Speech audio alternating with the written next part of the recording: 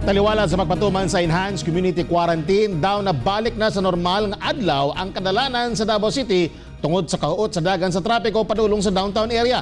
Ani ang report ni RJ Relator.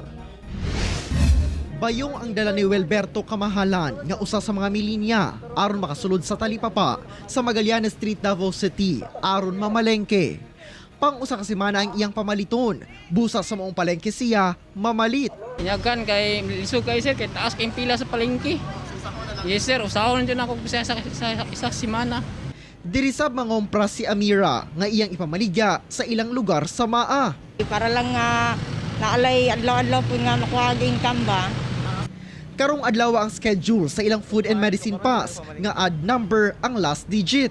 Sa sulod sa palengke, parayon ang pahimangno sa pagsunod sa social distancing sa kadaghan nasab sa mga namalengke.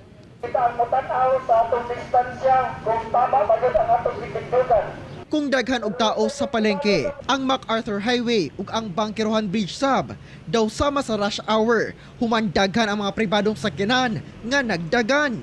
Gani, huot ang dagan sa trapiko sa mga padulong sa downtown area.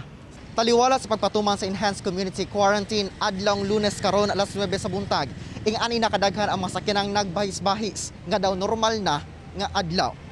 Sumala sa Davao City Police Office, isip implementer sa ECQ guidelines. Kung mamatik na nato nga daghang sakyanan, ing-ana po dahil kadaghan ang ato ang apor kay ang mga quarantine control point naman ginapangita man jud ang ilahang mga identification ug ang ilahang FM pass. Gikonsidera kini nga daghan sanglit ang nakaschedule nga mogawas karong adlaw. Duha ka adlaw wala nakagawas gikan Sabado ug Domingo. Kauban si Jojo Solarte sa kamera. Ako si RJ Relator para sa One Mindanao.